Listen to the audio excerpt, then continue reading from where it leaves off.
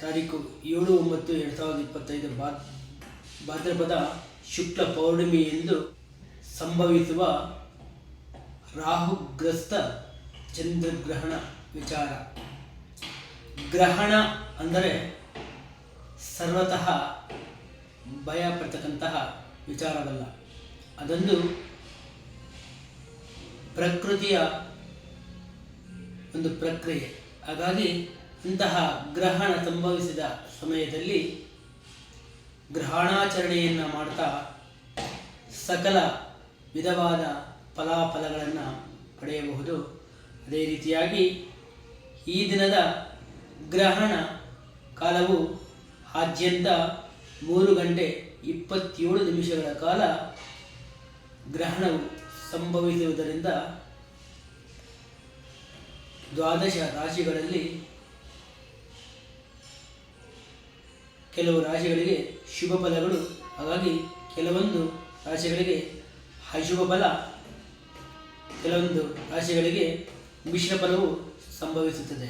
ಅದೇ ರೀತಿಯಾಗಿ ಗ್ರಹಣ ಸ್ಪರ್ಶಕಾಲ ರಾತ್ರಿ 9:59 ಪ್ರಾರಂಭವಾಗಲಿದೆ. ಅದೇ ರೀತಿಯಾಗಿ ನಿಮ್ಮಿಲನ ಕಾಲ ರಾತ್ರಿ 11 ಗಂಟೆ, ಮಧ್ಯಕಾಲ ರಾತ್ರಿ 11:42, ಉನ್ಮಿಲನ ಕಾಲ ರಾತ್ರಿ 12:23, ಮೋಕ್ಷಕಾಲ ರಾತ್ರಿ 1:27 ಆದ್ಯಂತ 3:27 ಕಾಲ ಈ ಒಂದು ರಾಹುಗ್ರಸ್ತ ಚಂದ್ರಗ್ರಹಣ ಸಂಭವಿಸಲಿದೆ.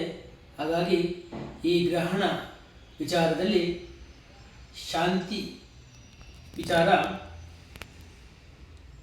ಪುಬ್ಬ ನಕ್ಷತ್ರ,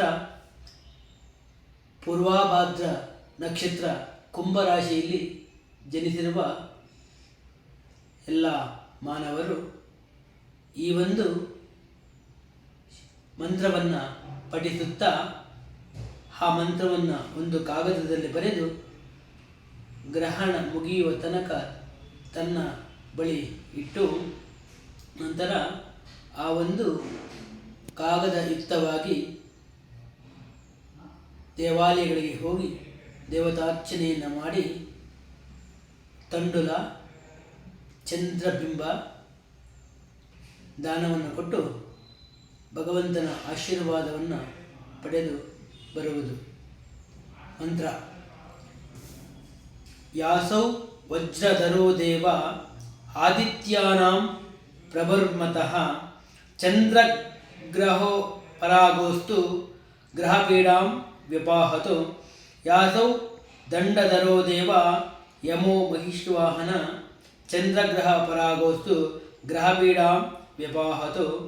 ಯಾಸೌ ಶೂಲಧರೋ ದೇವ ಪಿನಾಕಿ ಋಷಭವಾಹನ ಚಂದ್ರಗ್ರಹ ಪರಾಗೋಸ್ತು ಗ್ರಹಪೀಡಾಂ ವ್ಯಪಾಹತು.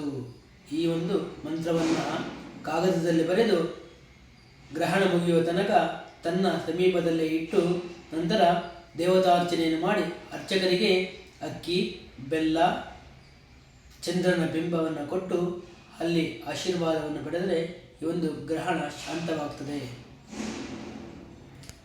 ಸರ್ವೇ ಜನ ಸುಖಿನೋ ಭವಂತು.